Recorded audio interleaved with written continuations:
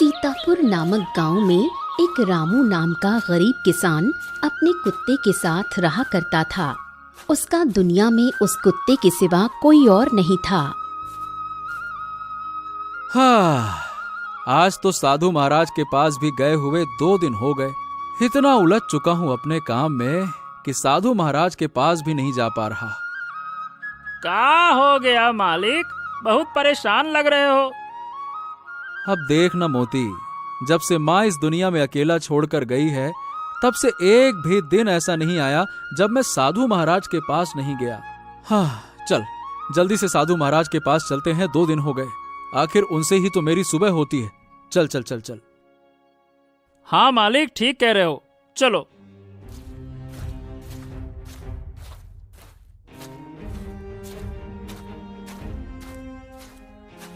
रामू और मोती जैसे ही साधु महाराज के पास पहुँचे, साधु महाराज बहुत चिंता में बैठे हुए थे। प्रणाम साधु महाराज, क्या बात है, आप इतनी गहरी सोच में क्यों डूबे हैं? कुछ हुआ है क्या? अनर्थ होने वाला है। इस गांव में अब एक नहीं 100 मौतें होंगी, वो भी बच्चों की। ये धरती खून से रंगने वाली है और इस गांव का विनाश होने वाला है। ये सुनकर मोती और रामू दोनों डर गए। ये आप क्या कह रहे हैं महाराज? ऐसा नहीं हो सकता। मेरी बात ध्यान से सुनो। जो बात मैंने तुमको बताई है वो किसी और को मत बताना। इस विनाश को केवल और केवल तुम और राजा, तुम दोनों ही रोक सकते हो। ये आप क्या कह रहे हैं साधु महाराज? मैं तो एक गरीब आदमी हूँ, मैं कैसे इस विनाश को रोक सकता हूँ? और राजा के साथ मैं कैसे मिल सकता हूँ? राजा को तो आज तक मैंने अपनी आंखों से देखा भी नहीं है। वो मेरे साथ कैसे मिलेंगे, क्यों मिलेंगे? साधु महाराज ने कोई जवाब नहीं दिया और देखते ही देखते साधु महाराज पत्थर की मूर्ति में बदल गए। अरे बाप रे बाप! ए मोती, देखा तूने? साधु महाराज पत्थर की मूर्ति में बदल गए। हाँ मालिक, ये कैसे हो गया? अब क्या होगा मालिक? तभी साधु महाराज के पास गांव की एक औरत मोहिनी और उसका पति मुकेश आया। साधु महाराज को पत्थर की मूर्ति में बना देख बुरी तरह चौंक गए। हम साधु महाराज से अपनी होने वाली संतान का सुख मांगने आए थे। साधु महाराज तो लगता है गलती से अपने ही श्राप में बंध गए हैं। अरे ये कैसे हो गया? अरे भाई, पूरा गांव साधु महाराज को भगवान मानता है। प्रतिदिन हर व्यक्ति उनकी पूजा करता है। उनके बिना किसी भी व्यक्ति का काम पूरा नहीं होता। और अब जब साधु महाराज को खुद ही अपना श्राप लग गया है तो ये गांव वालों की मदद कैसे करेंगे? चलो भाई, कुछ नहीं हो सकता। वो दोनों मायूस होकर वहां से चले जाते हैं और रामू और मोती अभी भी बेबसी से साधु महाराज की ओर देखते रहते हैं। ए मोती, अब हम क्या करेंगे? साधु महाराज तो पत्थर बन गए और उन्होंने कहा था कि विनाश रोकने का एक ही उपाय है और वो उपाय सिर्फ मैं और राजा कर सकते हैं। पर अब मैं राजा तक कैसे पहुंचूं? कोई मुझे महल में घुसने भी नहीं देगा। अच्छा मालिक, साधु महाराज ने इतनी बड़ी भविष्यवाणी की है तो जरूर उन्होंने आपके लिए कुछ न कुछ तो सोचा होगा। हमें हिम्मत नहीं हारनी चाहिए मालिक। हाँ, तू सही कह रहा है मोती, लेकिन इस मूर्ति को यूं ही छोड़ देना ये मुझे सही नहीं लगता। जब तक मुझे रास्ता नहीं मिलता मैं साधु महाराज की सेवा करता रहूंगा। शायद इससे उनकी आत्मा को शांति मिले। इतना कहकर रामू पास के तालाब से रोज जल और फूल लाता और मूर्ति की पूजा करता। वो घंटों तक उनके सामने बैठकर मौन साधना में डूबा रहता। 2-3 दिन इसी तरह बीत गए। फिर एक दिन मंत्री और सैनिक घोड़े पर सवार होकर जंगल से गुजर रहे होते हैं। तभी मंत्री की नजर अचानक रामू पर पड़ती है, जो मूर्ति की पूजा कर रहा था। अरे ये कौन है? इस घने जंगल में अकेला और इस मूर्ति की पूजा कर रहा है और एक कुत्ता भी साथ में है। मंत्री जी, यह कोई साधारण मूर्ति नहीं है। सुना है कि इसमें कोई रहस्यमयी खजाना छिपा है और ये रामू रोज यहाँ बैठकर पूजा करता है, जैसे कि उस खजाने की प्रतीक्षा कर रहा हो। हाँ मंत्री जी, ये साधु महाराज की मूर्ति है। लोग कहते हैं कि इसमें दिव्य शक्ति है। शायद यही वजह है कि यह राजू नाम का किसान यहाँ रोज आता है। अरे वाह, तो फिर ये मूर्ति जंगल में क्या कर रही है? ऐसी चमत्कारी और कीमती चीज तो राजमहल में होना चाहिए। चलो, ये समाचार तुरंत महाराज को देते हैं। चलो।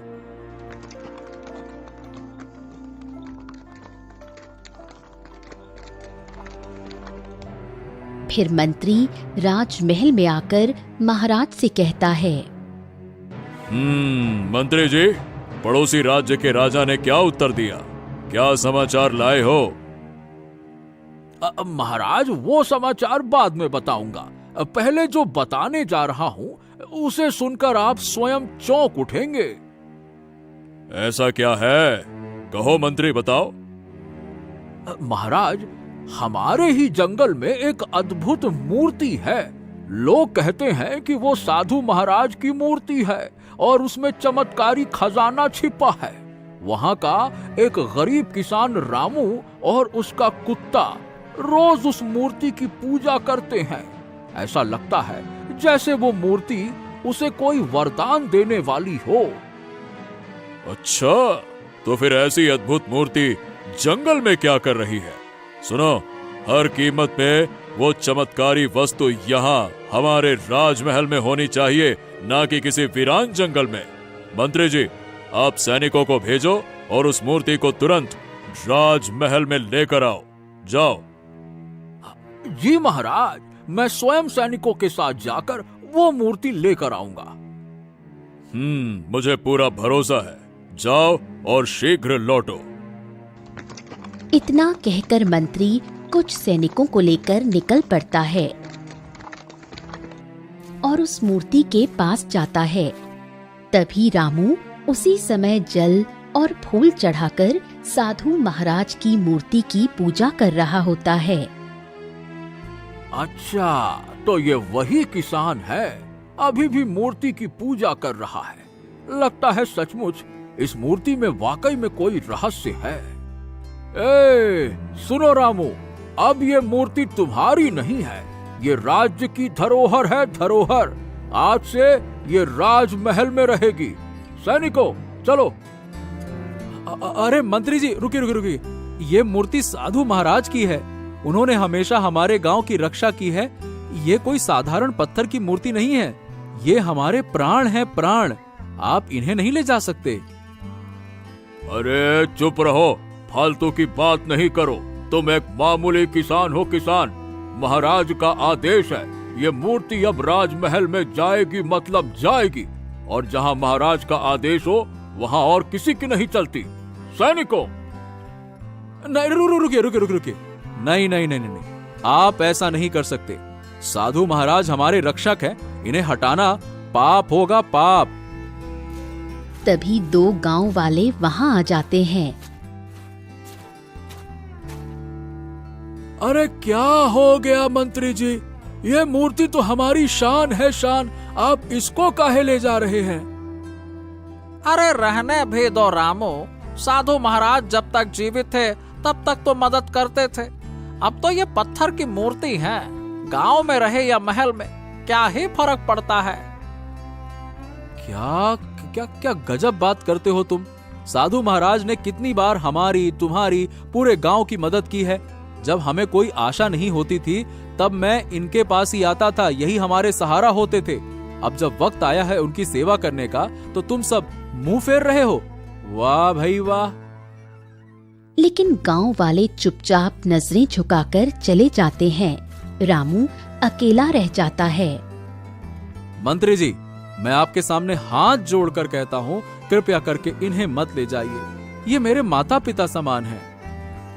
अरे चुप रहो तुम। ये मूर्ति राजमहल की धरोहर है, धरोहर। अरे सैनिकों, देख क्या रहे हो? उठाओ इसको, ले चलो। सैनिक मूर्ति उठाकर ले जाते हैं। रामू रोते हुए जमीन पर गिर पड़ता है। हे भगवान, मैं अपनी मूर्ति, अपने साधु महाराज की रक्षा नहीं कर सका। अब मैं क्या करूं, क्या करूं? फिर वो परेशान और उदास होकर अपने घर लौट आता है। मोती, मेरे साथी, मेरा मन बहुत भारी है। साधु महाराज को चाह कर भी ना बचा पाया। अब मंत्री उन्हें महल ले गया।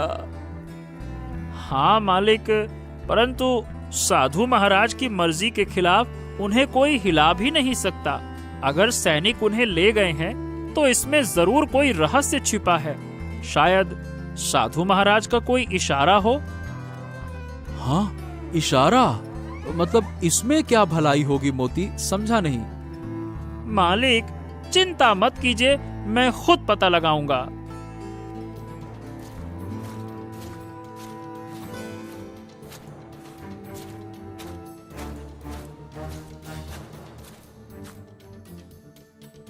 अरे ये दरवाजा, ये तो कोई रहस्य है। लगता है साधु महाराज ने खुद ये राह खोली है। मुझे मालिक को तुरंत बताना होगा। वो चोरी छिपे महल से निकलकर रामू के पास लौट आता है।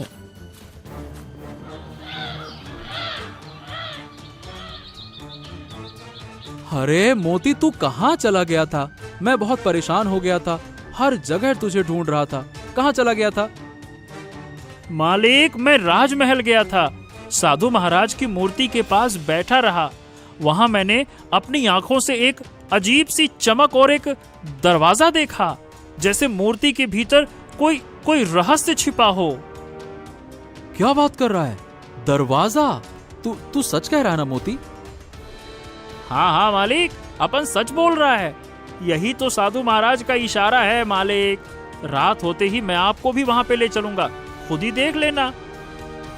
फिर जैसे ही रात होती है, रामू और मोती चोरी छुपे महल में घुसते हैं और साधु महाराज की मूर्ति के पास जाकर रामू बैठ जाता है। हाँ, महाराज मुझे माफ कर दीजिए। मैं आपकी रक्षा न कर सका। आप इस राजमहल में कैद हो गए। अब मैं क्या करूं? तभी अचानक मूर्ति से एक गहरी रहस्यमयी आवाज गूंजती है। रामू, चिंता मत करो। मैं स्वयं श्रापग्रस्त होकर मूर्ति बना। ये सब मेरे ही संकल्प से हुआ है। क्या आप बोल रहे हैं साधु महाराज? हाँ रामू, ये मैं ही हूँ। ये जान लो, मैंने ये श्राप इसलिए लिया ताकि बड़ा विनाश टल सके। मंत्री राजा को धोखा देकर राजगद्दी हथियाने वाला है। उसे रोकना ही इस राज्य की रक्षा है। ओ, तो महाराज ये सब कुछ आपका ही सोचा हुआ है? हाँ रामू, मेरा महल आना आवश्यक था ताकि मैं मंत्री पर नजर रख सकूं। अब तुम्हें मेरी राह पकड़नी होगी। आने वाले समय में केवल तुम और राजा मिलकर इस विनाश को रोक सकते हो। रामू साधु महाराज की मूर्ति से आवाज सुन ही रहा था कि अचानक एक सैनिक की आवाज गूंजती है। कौन है?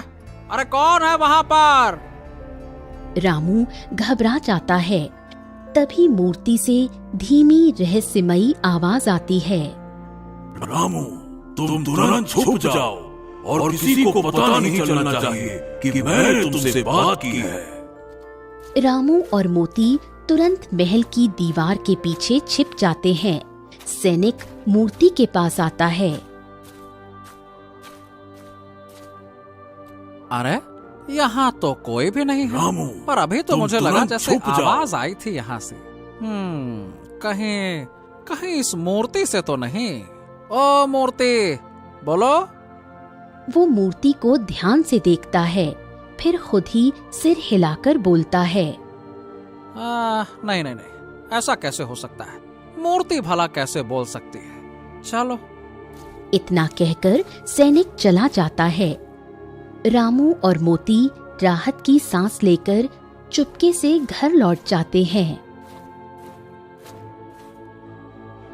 हाँ मोती, अब तो साफ है कि हमें कुछ भी करके राजमहल में घुसना ही होगा, वरना मंत्री अपनी साजिश में कामयाब हो जाएगा। हाँ मालिक, अब और देर करना अपन के लिए खतरनाक होगा। सुबह होते ही अपन किसी बहाने से महल में चलेंगे और बस तभी महाराज से मिलने का मौका मिलेगा और तभी सच सामने आ पाएगा। ठीक कहा तूने मोती, यही सही रास्ता है।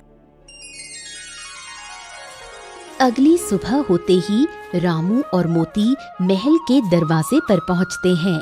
तभी सैनिक उन्हें रोक देता है। ओ भैया, कहाँ जा रहे हो? रुको रुको रुको रुको। देखिए सैनिक जी, मुझे महाराज से मिलना है। मैं बहुत गरीब किसान हूँ, मेरी फसल बर्बाद हो गई, घर तक बिक गया, अब हमारे पास कुछ नहीं बचा। मैं और मेरा ये पालतू जानवर मोती, हम दोनों खाने के लिए दाने दाने को तरस रहे हैं। बस महाराज के दरबार में कोई छोटा मोटा काम मिल जाए तो हमारी जिंदगी बच सकती है। ओह, यहाँ कोई काम धाम नहीं है, चलो उठो, भागो यहाँ से, चलो। तभी अचानक मंत्री वहां आ जाता है। वो रामू को देखता है और जोर जोर से हंस पड़ता है। अरे तू यहाँ क्या कर रहा है? लगता है उस दिन का दर्द अभी बाकी है। मूर्ति नहीं देने चला था ना, अब मजा आया भिखारी कहीं का। अब आया है ना मुझसे काम मांगने, हैं? मंत्री जी, मुझसे गलती हो गई थी, मैं उसके लिए आपसे माफी मांगता हूँ। बस मुझे कोई छोटा सा काम दे दीजिए, मैं कुछ भी करने को तैयार हूँ, बस मुझे यहाँ से निकालिए मत। अच्छा, तो अब मेरी ताकत समझ में आई। चल ठीक है, सैनिकों इसे अंदर आने दो। तभी रामू और मोती अंदर आते हैं। ये देख रामू, ये है राज दरबार। आज से तेरा काम यही होगा। इसे चमकते शीशे जैसे साफ कर देना। झाड़ू पोछा सब कुछ खुद ही करेगा तू, ठीक है? क्योंकि यही तेरी औकात है। हाँ, ठीक है मंत्री जी, जैसा आप कहेंगे वैसा ही करूंगा।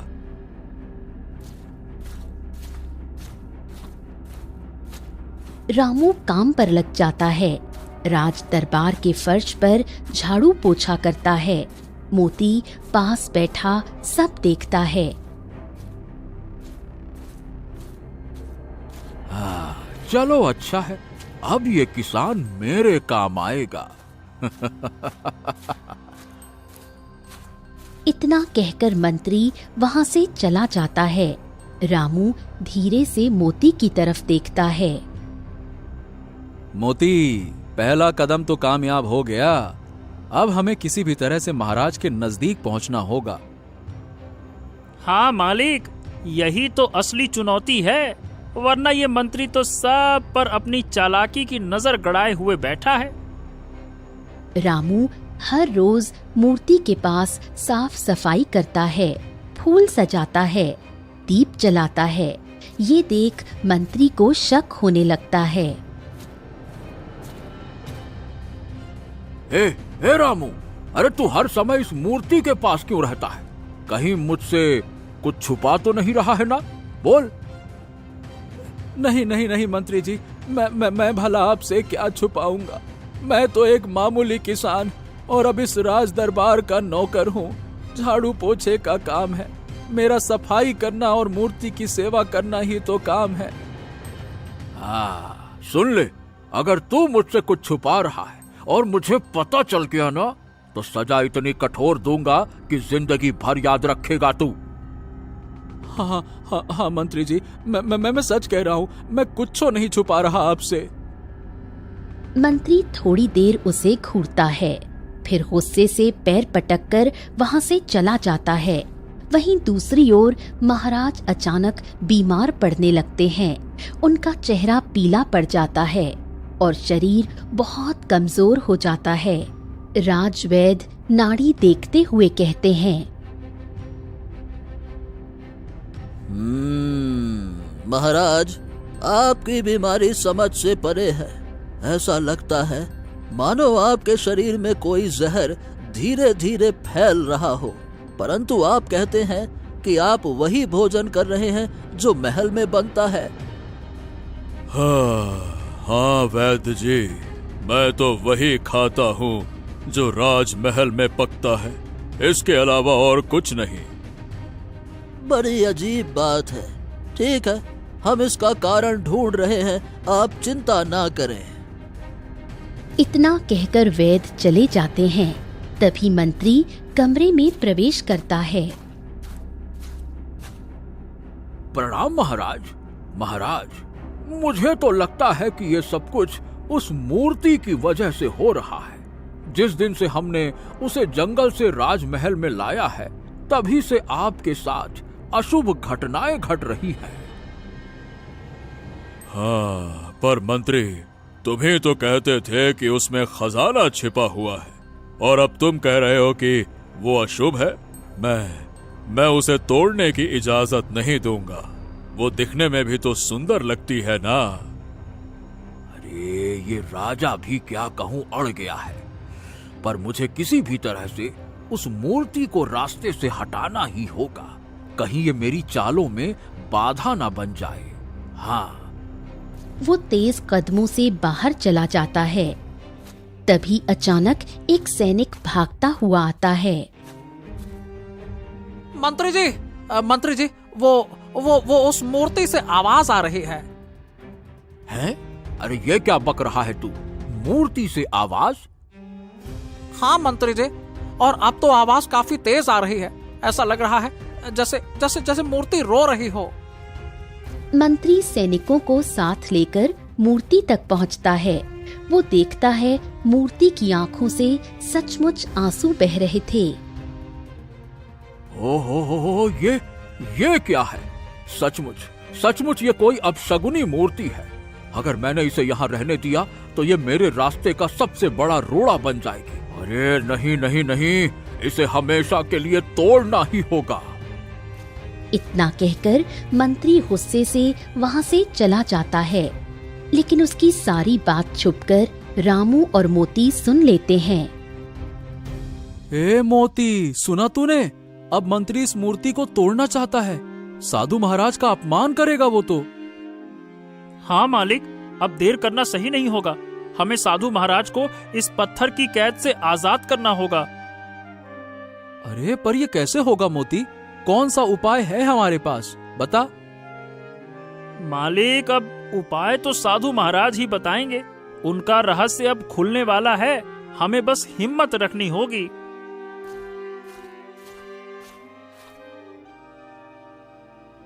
चारों ओर सन्नाटा था। दीपक की मध्यम रोशनी में रामू मूर्ति के सामने बैठा है। अचानक मूर्ति से धीमी धीमी रोने की आवाज आती है।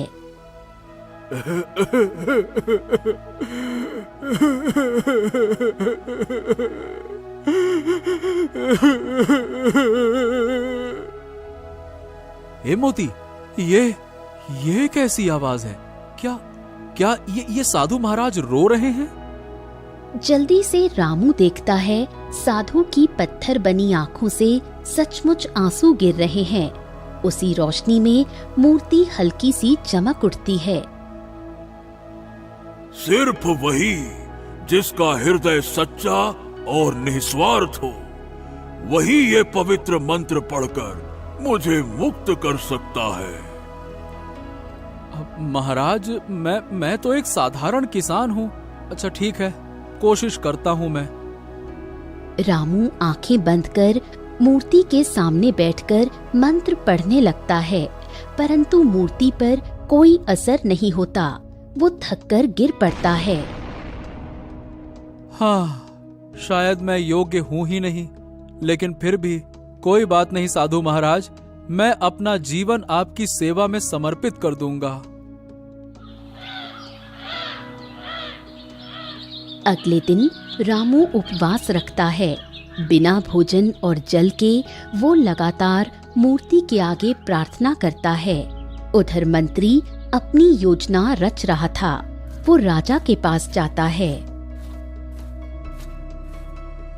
महाराज, महाराज, अरे महाराज, वो मूर्ति कोई वरदान नहीं बल्कि श्रापित वस्तु है। देखिए, जब से इसे महल में रखा गया है आप लगातार बीमार पड़ रहे हैं। अगर इसे यहीं रखा गया तो पूरा राज्य विनाश की कगार पर पहुंच जाएगा। हमारे प्रजा का हाल भी तो देखिए, लोग डर और पीड़ा में जी रहे हैं महाराज। और अब दुश्मन राज्य की खबर आ गई है कि वो हमारे राज्य पर हमला करने वाले हैं। महाराज, इतने सारे खतरे और संकट के बीच क्या अब भी आप इसे महल में रखना चाहेंगे? अब इसे हटाना ही एकमात्र सुरक्षित विकल्प है। पर मंत्री, तुमने ही तो कहा था कि इसमें खजाना छिपा हुआ है। अरे हाँ महाराज, कहा तो था। और वो खजाना तभी मिलेगा जब हम मूर्ति को पिघला देंगे। यही रास्ता है। आप आदेश दीजिए, उसे तोड़ दिया जाएगा। राजा असमंजस और बीमारी से लाचार होकर मजबूरी में आदेश देता है। सैनिक मूर्ति को पिघलाने की तैयारी करने लगते हैं। रामू उपवास की थकान से मूर्ति के पास ही बैठा था।